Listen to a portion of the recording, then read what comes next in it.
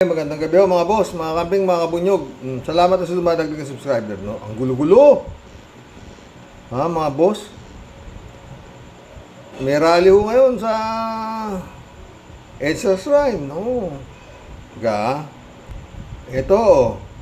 Ito na. Phobia ng mga Marcos. EDSA People Power 3 na ba? 2 hours ago lang ho ito, no? Mga boss. At merong 27,000 views, no? Magbasa ko tayo ng konting comments dito sa vlog na to. BBM resign now. Go let's BBM resign. Marcos alis dyan. At kung ayaw pa rin dahil wala na sa tamang pag-iisip, ay dapat sa EDSA na taong bayan. Magyayas ka. Tuloy na EDSA Power. Marcos alis dyan. BBM resign. Please BBM, mag-resign ka na. Ito mga sinasabi rito. Kukinawa dyan ba? Ano ba ito mga to? Ha? Na ba? Live na ba? Live na bang talaga? Sandali lang po. Ilaw-ilaw pag may sign, parang malabo ang ganap. Punas-punas. Matama na yan. Sumakit ito, ulo ko dyan. Yan nga, ito na. Phobia ng mga Marcos. EDSA People Power 3 na ba? Nagyaya na ho sila doon. Nandun sila ngayon sa EDSA Shrine. Ayaw daw silang palapitin. Hindi ko na ho intindi. Ha? Hindi naman ho yan topic natin. Pero yan ngayon nangyayari. At darating daw doon si Harry Roque. Dahil nga nakakontempt si Harry Roque, di ba? Mga boss. Ito pa isang topic natin. Marami tayong topic eh. Ito naman ho, 6 hours ago. Meron naman 18,000 views. Mas maraming dun sa Lawmakers on Roque detention, no persecution. Sabi, to. Si Congressman Dan Fernandez to. And we showed it, no, na hindi lamang po porke na dating colleague, dating secretary, isang batikang lawyer, ay hindi namin po pwedeng patawan ng kaparusahan na clearly violated our rules. And yung namang sinasabi niya na about yung sinabi ko na nasaktan kami at yun lang ang naging basihan namin sa pag-cite him in contempt, that's wrong. Ang sinasabi ko lamang, yung pagiging friends ng mga members ng committee na together with him, ay ina-appreciate namin yon, and that's the reason why I said nasasaktan kami sa sinabi niya na collectively binanggit niya lahat kasi ayun sinasabi niya House of Representatives at kasama kami lahat doon na lahat kami ganito, ganyan, and I mean merong freedom of expression, we believe on that, but if you really treasure yung friendship, like for example us, nabibigyan nyo ng ng consideration like for example kahapon we are somehow interpolating during the suspension and trying to justify that he was he really doesn't take so much interest on that. Napaliwanag ho ni Congressman na yun nga, nakakontempt si Harry Roque, no? Pero mamaya ho magbibigay tayo ng reaction dito, no? Words that sinasabi nilang demolition job to, it really doesn't matter as long as we are doing our job, na ito ilabas natin yung mga ebidensya na dumarating at kahit sino pa man yan, we will stick with that. He can say whatever he want to say. I will To si Ace Barber. Ako personally, I will not dignify kung ano yung rason niya o ano yung sinasabi niya, kami malinaw na kami ay fair. Bakit? Ikaw ay nag-violate, gaya ng ibang nag-violate sa rules ng House, Sila daw ay fair. Tuloy. dinitay namin at kinontempt namin. Yun lang. Kung ano man yung kanyang pahayag na sinasabi na ganito, kung bakit siya sinight in contempt, alam naman niya yung katotohanan. Alam naman niya kung ano yung pinagsasabi niya. So, I will not dignify that. Nasabi nga po that you're going to invite the former president. Ito, magandang tanong. May nagtanong Nasabi niyo raw ho na you are going to invite the former president, di ba? Kasi nga si Duterte tinuturo ho ng 2 preso. na siya ang nag-utos na pagpatay doon sa 3 incheck sa loob ng preso. No, kaya iimbitahin nila si Digong, no? Etong sagot ni Dan Fernandez at saka ni Ace Barber. Pakinggan ho natin. Tinanong at tinatanong ha. Pakinggan. Former President Rodrigo Duterte. Well, what if kung hindi, yun nga, I'm raising this point again, what if hindi po siya umattend, he declined, Ayun. What if hindi ho siya umattend, he decline, anong gagawin nyo? Ito, ito. and parang, of course, hindi siya mag-decline over and over again, are you going to do that, the precarious position po ba na you may or you might cite the President in contempt for not attending, not heeding the invitation po, mga kong? Medyo natawa ba siya? Are you going to cite the President in contempt? Mga kong, patuloy. Ang sabi namin dito sa Ito. Quadcom, kami ay fair, kami ay just. Sabi namin dito sa Quadcom, kami ay fair. Mayroon nung kasing inorganize yung Quadcom di ba? Tuloy, fair sila ha. Tuloy. Kami po ay sa katotohanan lamang. No? Oo Dahil ganyan ang aming layunin, ganyan ang aming objective, binibigyan namin ng pagkakataon kung sino man ang dapat bigyan ng pagkakataon na dito lumalabas sa aming investigation. Meaning, pagka ikaw ay nabanggit, ikaw ay napatungkulan ng kahit sinong witness, bibigyan po namin kayong pagkakataon sumagot. And that's the reason why we've been sending out invitations sa aming paniwala. Ito yung pagkakataon, due process. No?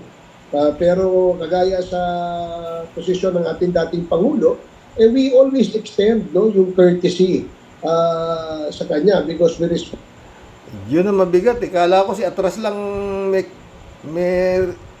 courtesy. Lahat pala sila may courtesy sa Kongreso. Ganun ba yun? Wala. Anong posisyon ba sinasabi ni Ace Barber? Former president, di ba? Walang problema mga boss. Kung yung tong si Digong, matinong presidente, pwede sabihin natin courtesy o inirespeto. In the sense na wala na nga itong immunity from suit. Ito ang iniimbestigahan. Yun ang pagkamatay ng mga nangamatay ng Duterte drug war. Ngayon, sasabihin na naman ito na may respeto o whatsoever, the highest. Patay tayo dyan, mga boss. Pero anyway, mamaya bigay pa tayo ng komento. Reaksyon. Respect kung ano man yung kanyang opinion tungkol dito sa invitation na ito. Kaya although nagkaroon ng motion kahapon ang ating Senior Deputy Speaker, Dong Gonzales, na imbitahan ng dating Pangulo, ganun din yung nangyari sa Committee on Human Rights na kung saan inimbitahan din ng dating Pangulo. Kung hindi sila umattend, we will extend the courtesy to them. Yun lang ang posisyon ng platform. There will be a lot of ways naman Ito pa. Alam mo, Si Dan. kung naghuhuli ka ng isda, maraming paraan. Di ba? So, Teka. Congressman, hindi isda yung inuhuli mo. Dragon.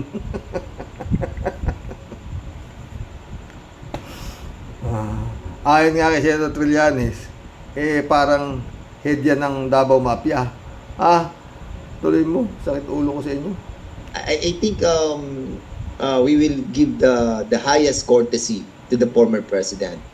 But of course, Putan lupit, the highest courtesy to the former president. Si Pinoy, tinawag yan pumunta presidente rin yun, di ba? Nung tapos na sa termino niya, pinatawag, pati si Ochoa, pinatawag ni Di Bato, doon sa PIDEA League, pumunta. Tapos ito si Digong, highest courtesy, bibigay mo. Head nga ng drug war yan, Duterte drug war, tapos highest courtesy, bibigay mo. Nyo, dyan sa Kongreso, kung hindi pupunta, hindi nyo pwede i-cite in contempt kasi nga highest courtesy. Kalat mga sabi mo rito sa mga congressman na to. Hoy. first, you cannot prevent other members being a democratic committee. We respect each other's decision and their perception. So, katulad kahapon, when somebody Ibig nyo sabihin, pag talagang hindi pumunta si Digong dyan, wala kayong magagawa. Ang dami nyo niya, congressman. Eto, masakit di ba mga boss? No? Di, si Duterte pa rin ang boss, di ba? Wala pala kayong magagawa Dahil bibigyan nyo pa rin kala ko si Abante lang Hindi pala, lahat pala sila, no? Bibigyan nila ng highest courtesy. Si Digong, no? Na leader ng EGK. Patay tayo dyan. Anyway, no, mga friend. Tama na yan.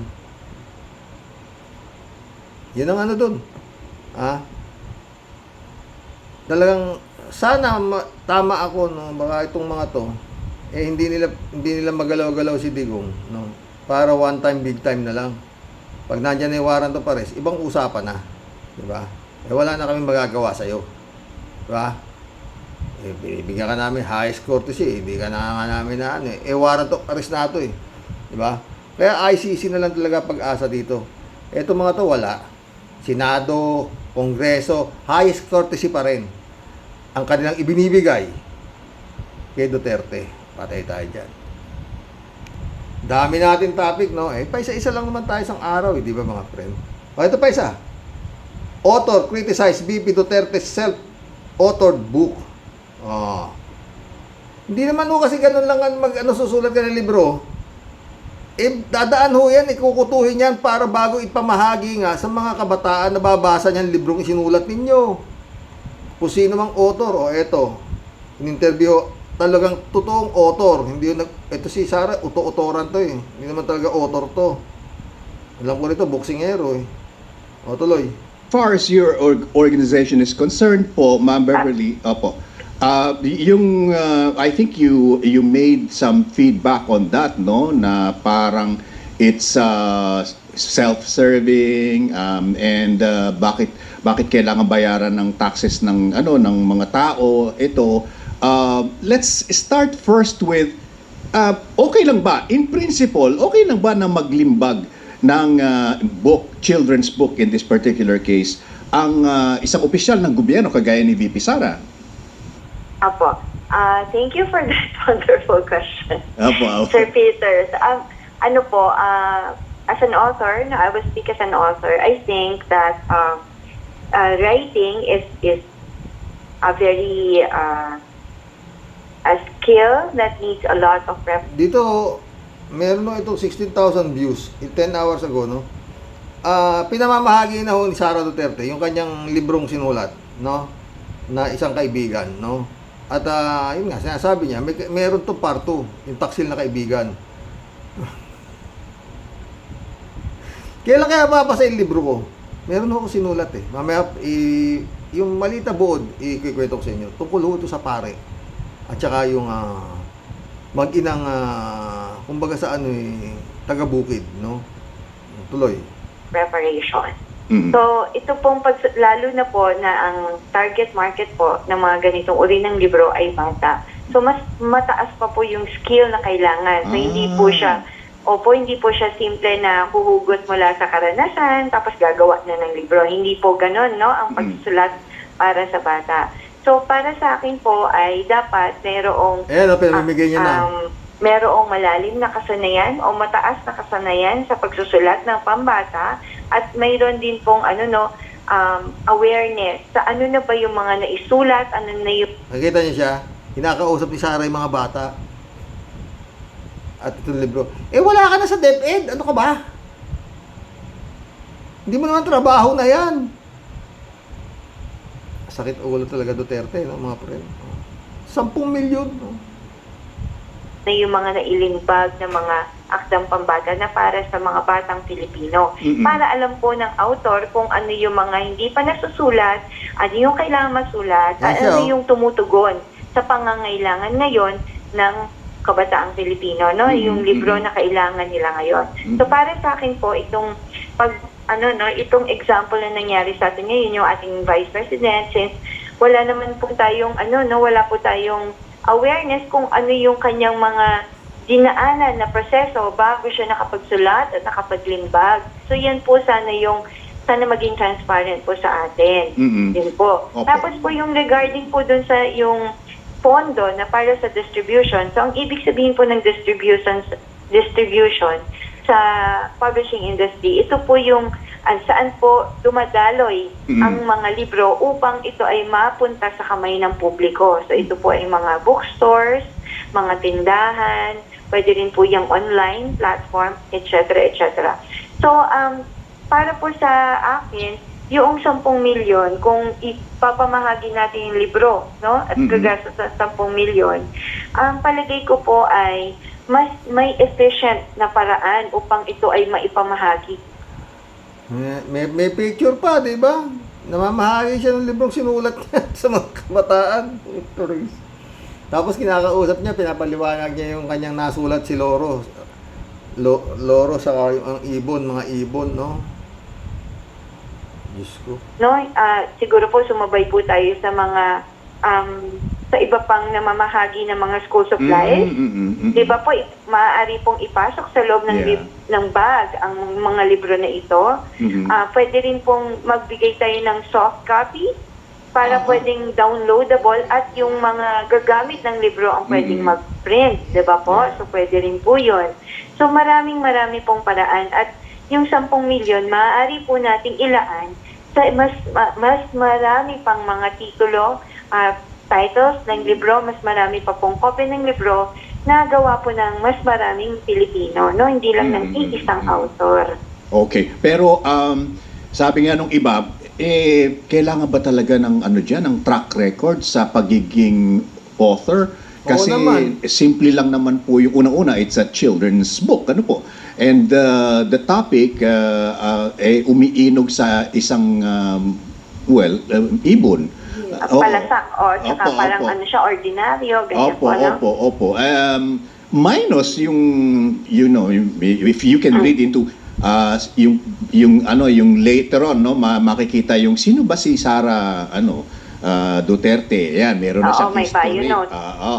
Pero if you just talk about the content of the book, parang simple lang naman po siya. Hindi naman yata kailangan, sabi ng iba, na you're an established author. Okay po. Ang importante po dito ay yung target market. Sa lahat po ng akda, no, sa lahat po ng anyo ng panitikan, ito pong akdang pambata ang very sensitive, no, kasi targeted ang reader. At iyon po ay walang iba kundi ang bata. Hindi ba mas dapat nga pong mas maingat tayo dahil bata yung reader. So, ibig sabihin po niyan, hindi po pwede yung walang kahandaan. Hindi po pwedeng ganon. Pwede po sulat ang hindi established na author tag. Pwede po yun, no? Pwede po tayo magsulat ng akdang pambata kahit wala pa po tayong ibang na-publish na akdang pambata o libro. Pwede po yun. Ngunit, kailangan po ako, meron ako sinulat na libro hanggang hindi napapublish eh. O, pwede pala sumulat, maski hindi authorized na author, di ba? O, noon, sinulat ko matagal na. Mamaya kikwento ko sa inyo ang buod nung Mapatulunging Pare. Yun ang pamagato ng libro ko, Matulunging Pare.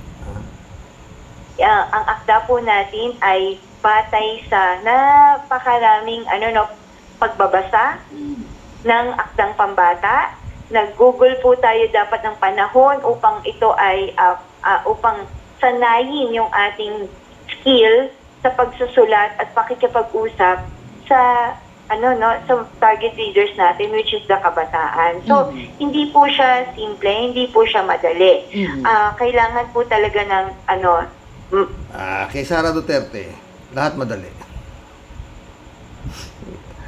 matibay na track record, no? Lalong-lalo na po sa pagbabasa. So, kailangan itanong natin kahit po sa mga author na ang mga tauhan ay hayop o kaya po ang mga paksa ay friendship, mga ganyan pong mga ordinaryo o karaniwang paksa, dapat po yan ay meron pa rin pong skills yung ating writer. At saka po, dapat marami po siyang nabasang akdang pambata bago po tayo makapagsulat ng isang akda para sa bata. So hindi po siya akala natin ay ordinary lang yan tas bata naman yung reader. Hindi po ganoon no yung tamang mindset bago po tayo mag-alay ng akdang pambata. Lalo na po sa kabataan natin. Kasi yung kabataang Pilipino po natin, 'di ba Sir Pete, alam naman natin na napakalaki ng populasyon natin. And we are right now a third world country, no? Malaking percentage ng populasyon natin yung pong hindi po maalwan ang kabuhayan, no? Mga payak ang pamumuhay. So, ano yung dapat nating i-prioritize when we write books? When we choose topics for them. So ano po ba yung mga tama, ano yung dapat, ano yung responsive o tumutugon sa pangangailangan ng mga kabataang Pilipino. So dapat lahat po yan ay ating kino-consider, sir. Opo, ma'am, isa na lamang po, no, kasi may Hi, ma'am. Opo, yung pong pagsulat ng isang libro ng pangbata, di po ba dapat ay pedagogic siya, no? Yung talagang akma para turuan yung mga batang nagbabasa nito. Pati po ba yung mga pictures na naroon na inilalatag doon sa libro, kailangan pinag-aaralan din at yung mga pagkaka-placement ng words and everything? Kasi may isang part po doon na nakita ko, yung puno magkaiba. Hindi sila isang puno, no? Magkaibang puno yung Sa makatuwid mga friend, medyo mahaba-haba pa yan, magkukulang pa tayo, di ba? Sa makatuwid, yun yung sinulat ni Sara Duterte na libro, pinagtatawanan ho sa 4 na sulok na ng Pilipinas. Utik yan. Sila Professor Ciel Magno, Christian Esguerra, Secretary Llamas. 10 milyon pera ho ni Juan de la Cruz, no? Ay, mabalik ko tayo sa aking libro. Sumulat ako ng libro nung ako'y binata pa. Hanggang ngayon hindi ho napapublish, no? Ang pamagat ho ang matulunging pare, no? Merong mag-ina na mahirap lang, taga-baryo. No? Sabi nung nanay niya sa kanyang anak, ito yung libro ha. Hindi nga hindi maski sa hiwaga, hindi malagay eh. Putik na hinaho yata akong writer. Ha? Neneng, sabi nung nanay niya sa babae, kumuha ka ika ng talbos ng kamote at isasahog ko rito sa ating ulam ngayon. Ha? Isumunod yung bata, no? Habang nagutom yung bata medyo malayo-layo yung pagtatalbusan niya. No? Kakita ko siya ng puno ng siniguelas. Umakyat yung bata. Ako, paborito ko yung siniguelas.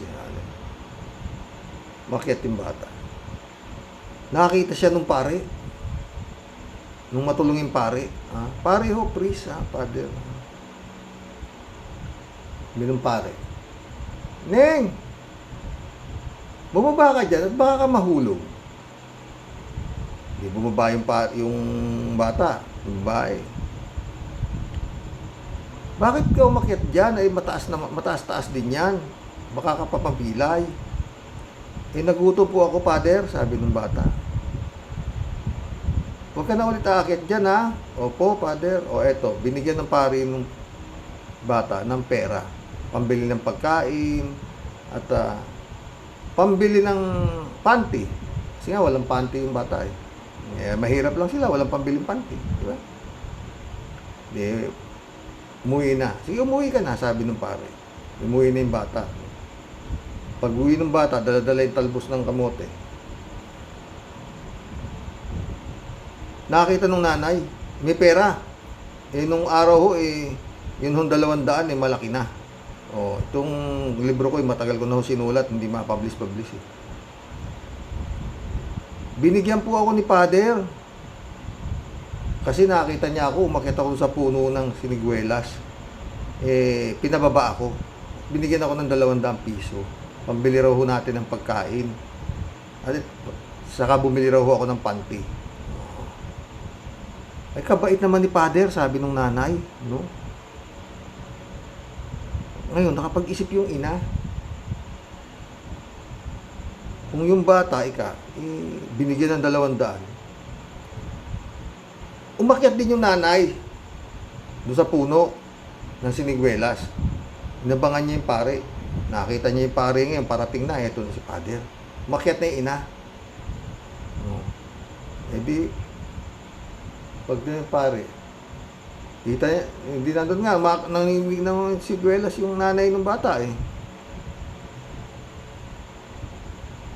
Ina, bumaba ka riyan, sabi ng pare.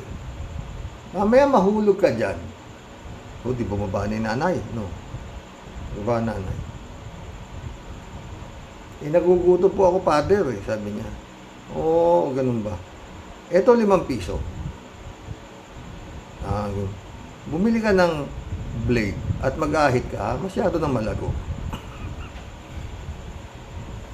Wala rin panty yung nanay, yung makit, kala niya bibigay siya pabili panty, binigay sa kanya pambili ng blade. Mag-ahit ka at malago na. Oy, biro lang yan mga friend. Marami ho tayong naging topic ngayon meron pa hong tawag dito. Meron pa hong konting patawa sa dulo, di ba? Kala nung nanay mas malaki bibigay sa kanya kasi nga malaki na siya, yung bata 200 eh.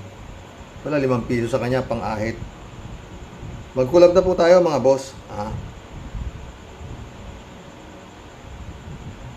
Yun nung tungkol doon sa libro ni Sara Duterte. Lao yun.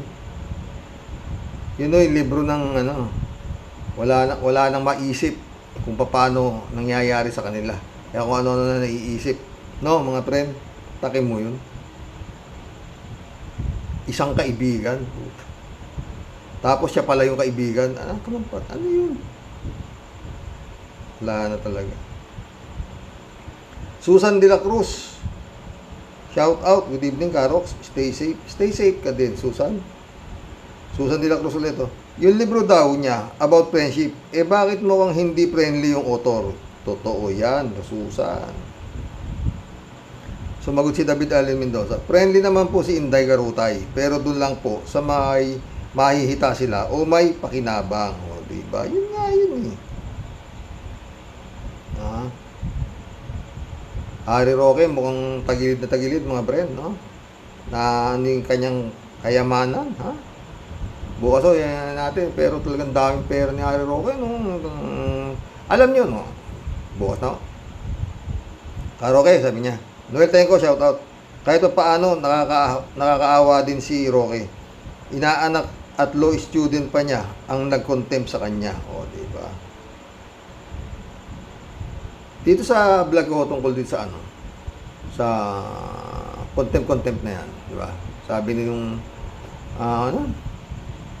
nila Ace Barber pair sila. Paano pair? Kinukontempt nyo lang yung kaya nyo contempt Pagdating kay Digong highest respect pa rin. Anyway, sana tama ako. Baka pagdating ng ICC, ibang usapan na. David Allen Mendoza, sumagot kay Noel Tenko. Totoo pong nakakaawa si Harry Roque. Kung masalubong mo nga po yan sa daan, baka mapagkamalan mo ng retarded. David Allen Mendoza to. Napatawag niyo ko Noel Tenko ulit Dapat lang na mawala na sila sa mundo ng politika ng Pilipinas, ang mga hinayupak ng mga Duterte. Sang-ayon ako sa iyo, Noel. Ito. Sherlyn Pentalbero. Welcome to the club, Sherlyn Petalbero. Tama po kayo. Nagpapaawa lang si Sara. Noong panahon ni Duterte, ang dami nilang ginawang panggigipit sa mga kalaban nila. Pinakulong si Senator Lima, pinasara ABS-CBN, kinasuhan ng Rappler, at kinasuhan din si Senator Trillanes at sinisira si BP Leni. Maraming pinapatay na Pilipino at sangkot sila sa maraming pagnanakaw sa kaban ng bayan. Hinarap nila Senator De Lima, Maria Ressa at Senator Trillanes sa mga kaso sa korte. Ngayon si Sara, harapin na lang nila ang korte ang mga akusasyon sa kanila. Kung nasa tama ang pamilyang Duterte, mapapawalang sala din sila. tulad ng nangyari kay Senator De Lima at Rappler. Tama po kayo. Sukdulan ang pagkikasinungaling ni Sara. Sabi nga po ni Sec. Ronald Llamas, lahat ng mga kinakaukusan ni Sara sa gobyerno ngayon ay bumabalik sa kanya. Oo, kay Sara. Nakakalungkot lang ang daming DDS patuloy nagpapakaloko pa rin sa pamilya Duterte. Stay safe to all. Totoo yan, Sherlyn.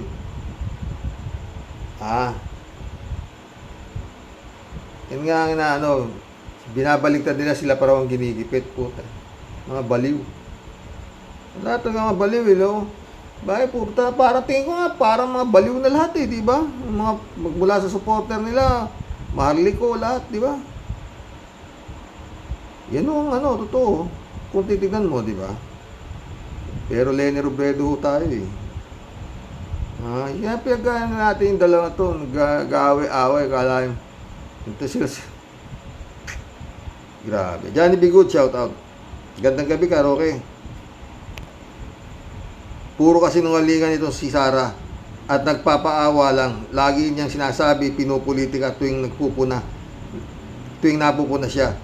Langya, gagawa kayo ng kalokohan. Tapos sasabihin niyo pinupolitika kayo kapag kayo nabibisto. Totoo yan, Johnny B. Good. Pag nabibisto sila, sabihin na, pinupolitika nyo kami. Puta, pinupolitika, 30,000 yung pinapatay ng tatay mo, pinupolitika ka pa. Anong klaseng kabaliwan yan? Ted, shout out Ted. Paano kung pagkatapos mong manumpa bilang presidente sa 2028, nahulog ka sa hagdan, di patay ka din? Ted. No? Ngayon ka na lang mahulog sa hagdan dahil mura-mura pa ang ataol. Sakaling natepok ka, bugok. Di ka talaga pwedeng magpresidente, di ka marunong magplano kung kailan ka mahuhulog ng sagdan. Buti ka ba? Ted na naman, karaoke. Medyo mahina ang tenga ko. Anong sabi ni Sara? Lumaki siya sa politics o lumaki siya sa plastic? Sabi niya, kasi kay Senator Risa, hindi raw siya plastic. Ayon sa kanya, ganyan yung tatay niya Oo. Wala, puro mate. Alam mo niyo, talagang mula nung nangampanya yung tatay nito, kako to? Misayad to. Yung si Digong, misayad to, kako. Kasi ngayon lang ako nakakita talaga ng ganyang klaseng presidente, nga pa yung presidente, kung ibang klase. Walang Marami akong nakikita, may mga nag-i-speech pa nga, mga barangay kagawad, barangay captain, pag nag-aampanya sila, magagandang magsalita. Pero itong Digong iba.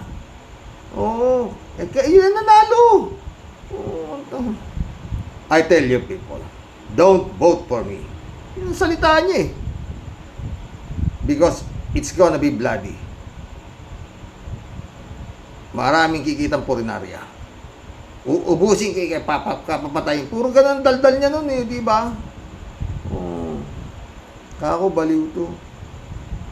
Meron pa nga salita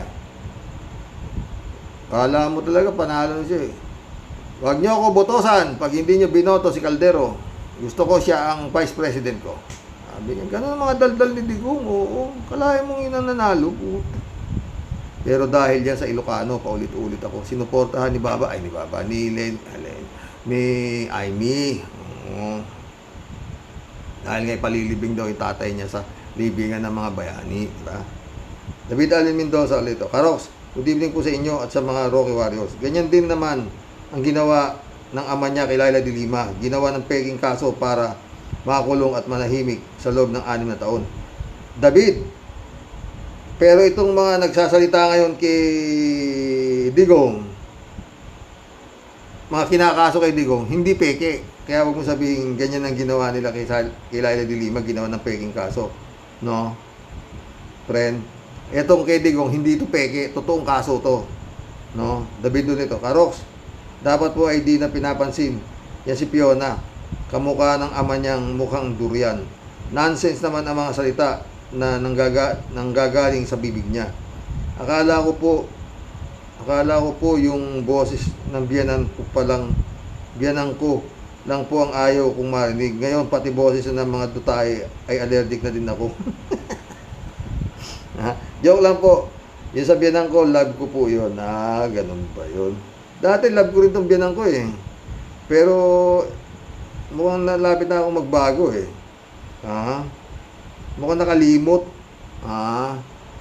Bukas may vlog ako baka maaga. No? Tungkol dito sa hinayupak na ipag ko na. Talagang malaki tama ng utak eh. Shirley Jaser, shout out. Naku Karox, talagang mag-aalboroto yan kasi nga, hindi siya sanay na tinatanong. Napanood ko nga interview niyan, Christian kay Senator Risa. Katawa-tawa talaga ang ugali ng taong yan. Pag yan ang naging presidente, gurgur ang aabutin ng mga kumontra sa kanya. Totoo, nakakilabo talaga. Parang hindi sila normal mag-anak, Karox. Nung parang, ako tingin ko talagang parang hindi, may tama. Iba yan. Mantakin mong gawin mong economic advisor mo, Michael Yang, o ngayon, tad. Diyos ko. Alam ko nga hindi makatapos sa termino yan eh. Dahil nga parang ako may tililing. Putros eh. Alam niya kung saan nilalagay yung pera na pang lahat, mga general eh. Mga yun na talagang sundalo, doon siya bumuhos. Militar, doon siya bumuhos. Kaya lahat ng iutos niya, patay dito, patay doon. May premyo pa. Yun yung nangyari eh. Ang daming nasira nung panahon niya. Nayumaman sana si Roque. Diba? Daming pera pa rin Harry Roque. Marami pa dapat imbestigahan eh. Yun lang si Bantag, diba? Yung Cinderella man na sinasabi ni Capersi, dating, sabi nga ni Capersi, dating patay gutom yan eh. Ngayon, puta, eto, mga mansion yan, mga sasakyan yan, ayan, diba? Basta nadikit ka kay Digong. Yayaman ka. Wala ka lang gagawin kundi sambahin siya. Diba? Si Kibuloy, ganun din eh. Hindi ako niwala na si Kibuloy, galing niya sa Abuloy, yung mga natayo dyan sa Prayer Mountain, 30 hectares, Glory Mountain, Kingdom. Kalokohan mo eh. Dapat yan, maimbestigahan yan talaga. Kaya anong nangyayari? Anyway, ICC is the name of the game. Pero pag wala nangyari dyan at nandiyan na yung warrant of arrest yan, hindi natin malaman, no? Yun nga, baka akit na ako ng bundok, maghanap ako ng mga walang makain doon na sinasabi ng pugumbiyero, patay tayo dyan. Parang hindi nila normal kasi hindi sila tinatabla ng awa. Mukhang mas malupit pa sa ama niya. Totoo yan, Shirley Jaser ulit, Siga na nga siya ngayon, Karox. Paano pa kaya kung naging presidente yan? Wala sa pag-ugali ni Bibi Leni. Malayo, Shirley, ikaw. Naman. Talat ni Bayaw. Good evening, Kasani. Paulit-ulit lang, basta pogi ay di maiwasang ginagabi. Ganun pa man, tirahin mo na sila, Kasani. Hello, Mama Bear. Okay lang si Mama. Ano to? Si Kabayo naman, alala mo na si Kabayo, kalat niya. Shout out, Binibini Akira Milos, wishing you a bright day ahead. Ingat ka palagi, ha? Shout out, Akira, my friend. Where na you, ha? Friend Sherby Sapeda, shout out. July 7, Alcantara. Christiansen, shout out sa inyo, mga friend, ha? Dolor Garcia, friend Amy Bingson, shout out, ha? Sabi niya, Serox, di ko po maintindihan kung bakit grabe po ang takot nitong si Madam Sapak. Grabe pong takot palagi at sa dami na nga po ng nakapaligid sa kanya. Maski po yata sa pag-etchas niya nakabantay na. Pero parang pakiramdam niya si Rox, merong multo na palagi pa ding makasunod sa kanya. At grabe ang pagka-insecurity at takot niya sa ating mga sa ating attorney Lenin, totoo, pati nananahimik at di siya pinakikialaman, idadawit pa talaga ng praning na umbagera. Totoo yan, di ba? Ganyan kasi talaga, Xerox. Pag alam mong ikaw madaming atraso sa taong bayan, yan po, Xerox, ang karmang kapalit. Palagi kang hindi mapakali. Walang total peace of mind kahit pa isang buong batalyon na ang nakapaligid sa iyo. Sa totoo lang po, Sir Rox, sa buong ilang taon na nakaupo siya sa kanyang pwesto, wala po siyang kahit anong good accomplishment na nagawa, kundi puro po mga shocking news at nakakasukang ganap. Lechon manok, pagtanggal sa mga decor sa classroom, mga pulburon video, mga confidential pan, wala pong kahit anong buti na nakita at naiambag siya kung puro pukuda at kasungitan. Palaging pilinggera, kala mo siya talaga ang tunay na bida. Hoy, kumbagera, manong ikaw umayos, lagi kang lutang, kulang ka siguro sa kain ng kalabasa. Kung ako sa'yo, madam, magmuni-muni ka muna at sa sobra ng pagkakalat mo ng baho mo, di ka na nakakasaya. Umay na ang taong bayan sa tabil at sa ingay ng bunganga mo. Kung gusto mong respetuhin ka, matuto ka ding magrespeto sa kapwa mo. Pag-ayusin mo na lang yan trabaho mo dahil katakot-takot na pondo ng bayan na naman dapat sa tunay na mahihirap mapunta, pero kulang pang pambayad sa lahat ng mga luho mo at request mo dyan sa gobyerno. Wala kang alam gawin kundi panay hirit ng budget. Pag budget ang hearing, lagi kang present, pero pag West Philippine Sea, nasaan ka? Pakuya-kuya ko'y pasipol-sipol, wala kang maiambag kahit ano. Nakakahiya ka talaga. Chupi, kinam, ganyan, mahita ulo ni Tia Deli. Ay, friend Shervin. Shout out yung Lagon, my friend. Jeff Ramos na, shout out ha. Eman Escalona, shout out. Sabi ni Alberto Olaero. Karoke.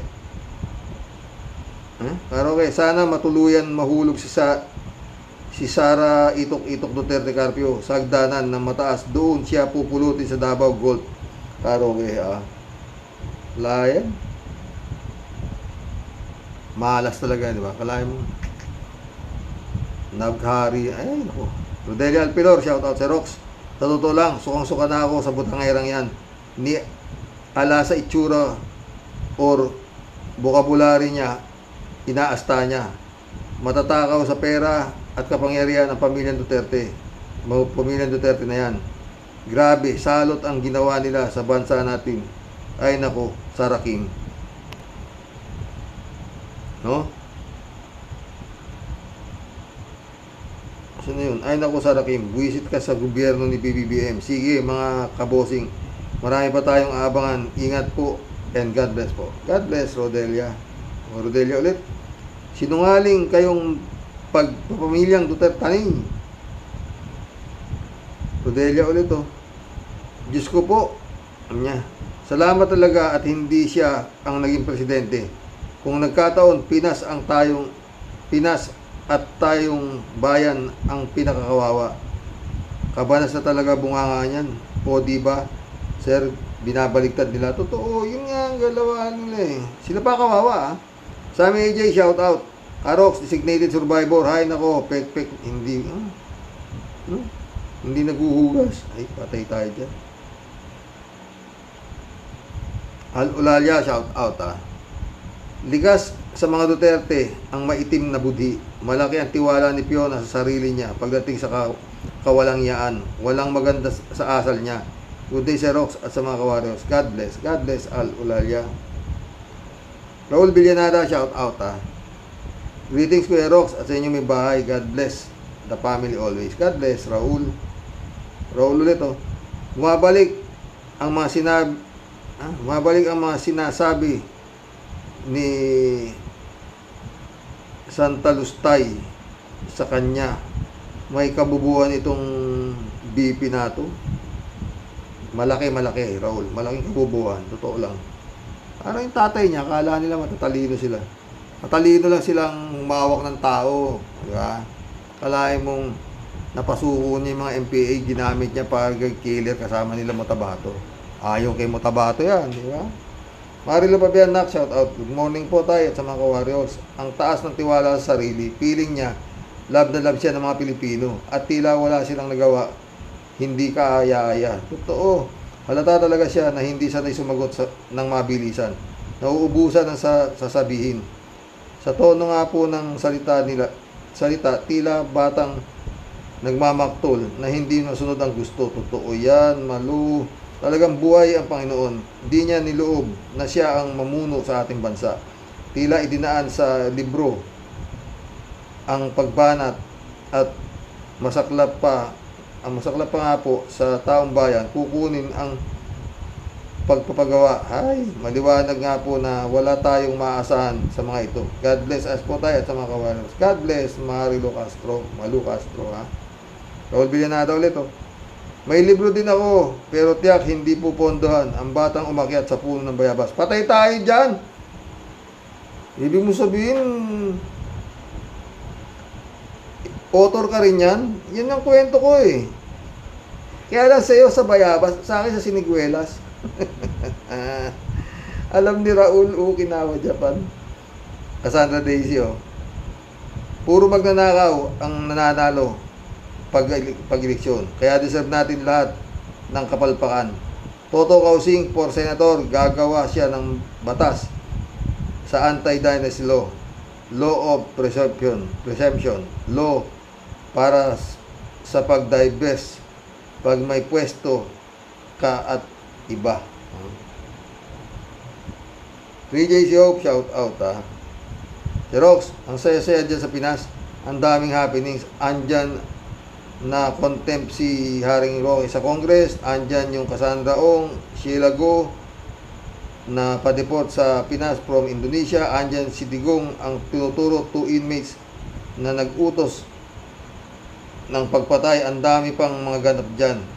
Ito pang matindi, sabi ni Ka Enzo. Nakatanggap ng sulat si Bato from ICC. Ang saya-saya. Hindi na si Bato, dati na pala si Digong. Ang masaya, yung vlog ni 3J Siop, yung vlog ni Vlogcaster, ni Armandin, no? Babalik na rito si Jed Mabilog, yung mayor ng Iloilo, na sinasabi niyang most shabulize. Tumakas yun sa takot sa buhay niya. No. Kasi nung pag sinabi ni Digong na involved ka, namamatay ka eh.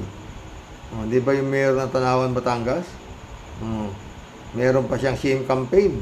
Pagka, pinaparada ng mayor. Tapos sabi ni Digong, saka. Patay. Sniper. Sabi niya, hindi totoo yan. Sabi ni mayor ng Tanawan, Batangas, patay yan. 3J siya po ito. Okay, Sir Rox. Bakit natameme si Haring Roque sa Congress? Asa ng astig kuno niya? Na keso magaling na abogado siya. Bakit hindi siya nakapalag sa mga congressman na gumisa sa kanya? Pag nagkakalinaw na talaga ang kaugnayan niya sa Pogo. Matalino man din daw si Roque, naisahan din ng Kongreso. Totoo yan, ha? 3J Show po nito. Akalain mong dating estudyante at inaanak pa niya ang nagpakulong kay Roque. Aray ko po, kaya nasabi na lang ni Roque na dati kong inaanak. Inaanak mo na yan forever, whether galit ka sa kanya o hindi. Si Rox, ngayon ko lang nakita si Roque na parang tense sa Congress. Ngayon lang ko siya nakitang parang basang sisiw.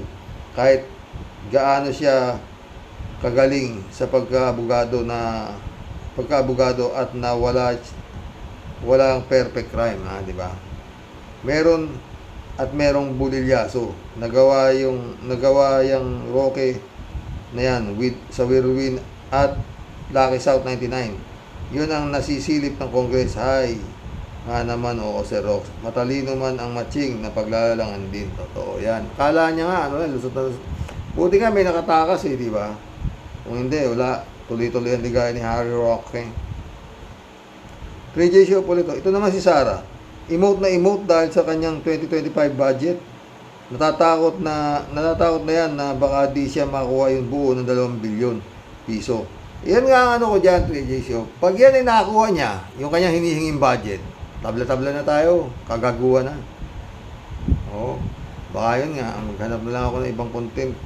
Hiniloloko tayo nito. Diba? Makukuha niya 2 bilyon. 4 na doble nung kay BP Leni Robredo. Almost almost 4 na doble. Tapos bodyguard niya napakarami. Minumura pa niyan yung gobyerno ni Marcos, binabatikos pa. Pero hindi na ba binawasan ng 75? Lokohan. Pag nasunod pa rin yung gusto ng Duterte, lokohan. Yung Kongreso, sabi, di ba? Mataas ka respeto namin doon sa nakaraang Pangulo, kaya hindi nila pwedeng i-contempt maski na hindi na dumalo. Basta imbitahin namin, padala namin dumalo siya kung gusto niya. Puta, meron bang ganun? Bakit? Wala na siyang immunity from suit, di ba? Oo. Buti pa marami pa tayong aabangan mga boss eh. Kagaya yung mga sinampang kaso ni Trillanes. Kung magpo-prosper ba sa Department of Justice o kagaya ng mangyayari sa kasong sinampa ni Franz Castro, nasa basurahan lang din ang pot. Kaya malapit na, makikita na natin kung anong kahinatnan nitong gobyerno ni Marcos. Kung si Marcos ba namumuno o si Digong pa rin. Tuloy natin to kay 3J Shop. Ano to?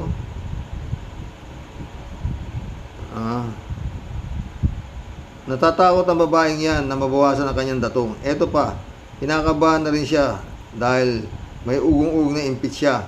Alam mo si Rox, natatakot siya si Sara na ma-impeach kasi may chance na mangyari yun. Favor yan kay Chis Escudero. Siyempre, I agree si Chis dyan. Dahil pag na-impeach na si Sara, siya ang papalit sa pwesto. At pag nakagaganon, may chance siyang tumakbong presidency sa 2028. Diba, Sir Rox? Ang ganda naman na ating magiging first lady. Si Har. Ganun ba yun? JJ po dito. Sir Rox, tuwan-tuwa kay Chris Ulo. Bakit? Yung comment niya dito kila Cassandra Ong at Sheila Go.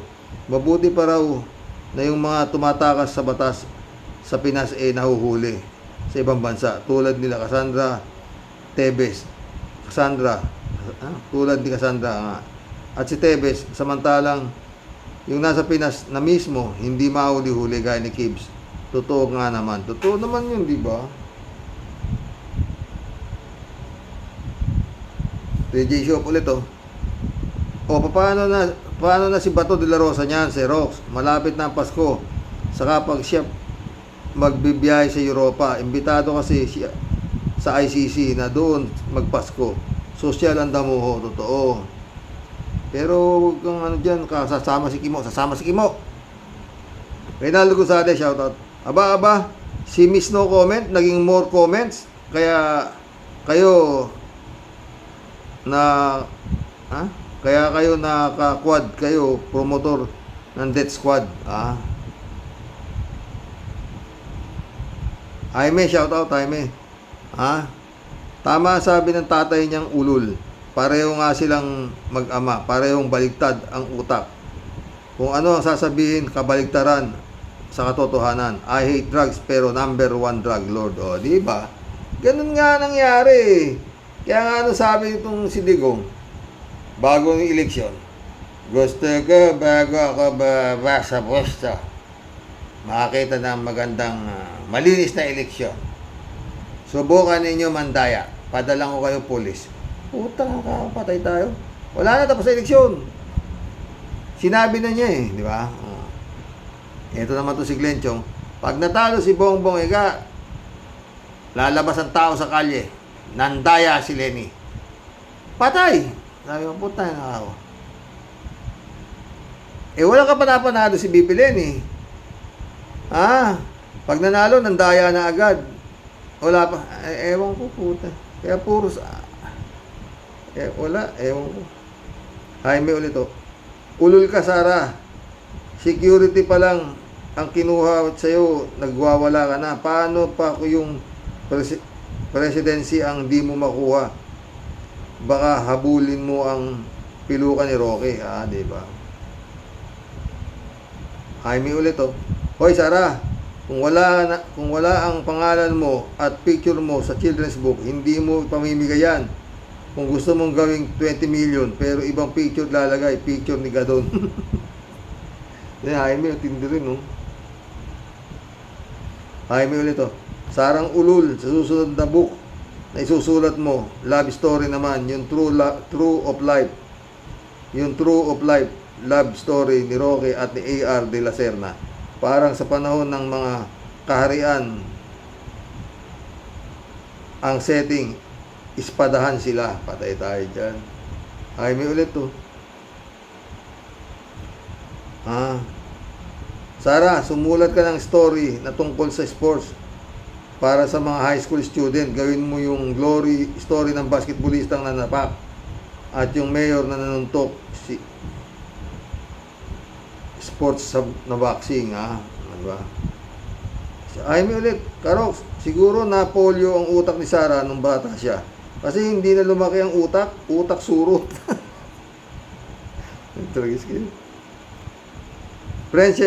Friend Elizabeth Scare, shout out. Good morning, Sir Rox. Wow ha, ibang class talaga ito si Sara na to. Buti at alam niya na ayaw na ng karamihang Pinoy, na ayaw na sa lahi nila, lalo na sa Sara na yan. Wow. At sa ama niyang may dugong demonyo at lahi ni Satanas. Pinapakita dito sa hearing pa lang kung gaano kabastos ang babaeng ito at naging vice presidente pa. Totoo yan, Elizabeth. Elizabeth ulit, oh. Uy, magsasang oras naman tayo, mga chick. Tama kayo na bakit kailangan niya ang security daw ng bansa. Ibig sabihin na wala siyang tiwala sa kapulisan natin at gobyernong ito. Totoong threat kayo kasi nga alam naman kung gaano kayo kasamang nilalang. Totoo yan, Elizabeth. Elizabeth ulit. Dagdag comment ko po dito sa sinabi ni Sara na pangarap daw niya maging mayor ng 3 term. Bakit? Dahil malaki ang confidential fund dyan sa Davao at sila ang hari at reyna dyan. Ito ang masasabi ko. Totoo yan. Federico Mandac, oh. Basta pagdating sa budget ng OBP, ilalaban ni Sara yan. Kasi odang mabisto siya na ang pinaglalaanan nito ay hindi raw tama. Pera kasi yan at malapit na ang eleksyon. Federico Mandac ulit. Ito si BP natin ngayon. Halos hindi nagtatrabaho, hindi na yata magampanan ang trabaho niya, kundi yung iwanan ang bansa sa gitna ng unos. At siya ay nagbabakasyon, nag-i-enjoy sa ibang bansa habang ang Pangulo ay abala sa pagtulong sa mga binaha. Sa pagbalik niya, ay siya pa ngayon ang may kapal ng muka para batikusin ang programa ng gobyerno. At ngayon ang pinag-aabalahan ay yung budget ng OBP na hindi mabawasan. Puro preskon sa pagtatanggol sa mga problemang kinakaharap ng pamilya nila. Eto ba ang gusto ninyong mamuno sa bansa? Isang malaking namimiligro ay ang West Philippine Sea na wala na sa atin kung siya ang magiging presidente. Totoo yan, Federico. Federico ulit. Parang lahat yata ng media nagtatanong kay Sara ay makasara. Walang nagtatanong ng against sa kanya. Just asking lang po. Totoo yan, Federico. Ramdam mo pala. Parang ginagago. Christian Chengnak, shout out. Ang daming mga nginangata dyan ni Disappointed Gurgur at Sara, Tay Rox, dyan sa presko na yan. Aping-api naman pala kasi siya, Tatay Rox. Kawawa naman pala ang pesting isa sa anay niyan, gobyerno. How dare you, Chara? Good evening po, Tatay Rox, at sa mga ka-warriors. Michael Edwin, shout out, my friend. Baliktarin mo lang naman ang mga pinagsasabi ni Sara para maging tama. Simple formula ni Percy na epektibo. Totoo, yun ang sabi ni Ka Percy, di ba? Nung nabubuhay pa. Lahat na sasabihin niya, baliktarin mo. Yun ang totoo. Ay, nanonood dyan, friend Michael. Diyan lang yan sa tabi-tabi si Ka Percy. Christian Cheng ulit to. Hinihinaan ko po ang volume. Maraming beses ko na po napanood yung isa sa mga si Jinx gobyerno. Isa sa mga Jinx na gobyerno. Katindi ng mga hinaing dyan ni Atsarang Lutang. Sa totoo lang po tayo, Rox, yang si Disappointed Gurgur Atsara, ang certified na lutang. Ako po, sabi ko nga po, between sa ratratan ko noon ng dalawang camp na yan, na same lang naman, may mga kanya-kanyang hidden political agenda at di naman talaga para sa bayan, kundi para para sa laman ng kahadihero ng bayan. Yun. Totoo yan. Jack Rose Carlson, shout out. Just shout out. Just shout your big mouth, Saramao. Yun. Christian Cheng ulit oh. Wala po akong kinakampihan sa dalawang same strong evil na yan. Sabi ko nga po, mapala nila, buti nga sa kanila. Yang kulang pa yan sa mga mandarayang yan. At yung tinutukoy nga po dyan, Disappointed Gurgur Atsara, hindi niya mabanggit ang dinaya nilang real survivor Philippines President, Madam Leni Robredo. At alam po kasi talaga ng dalawang unity scam na yan na mananalo si Madam Leni, kaya nga di pa man nag-uumpisa ang botohan, minaniobra na nila. At alam din ng dalawang unity scam na yan na totoo ang isa sa buhay talaga ni Madam Atty. Leni ang mga laman ng plataforma di gobyerno nito. Once na makaupo ang tunay na presidente, demoted talaga ang LCAC ni Love Duterte Praning. At ang Dynasty Law, isa na po sa lahat ng may kaso at raso sa gobyerno. Babacuumin ni Madam President Leni Robredo, kaya nga po talagang hinarang nila ang pag-upo ng real president. Bye po tayo and God bless po. God bless, Christian Cheng. Yet Gibara, shout out. Correct ka, sir, sabi niya. Oy, mission accomplished mga friend.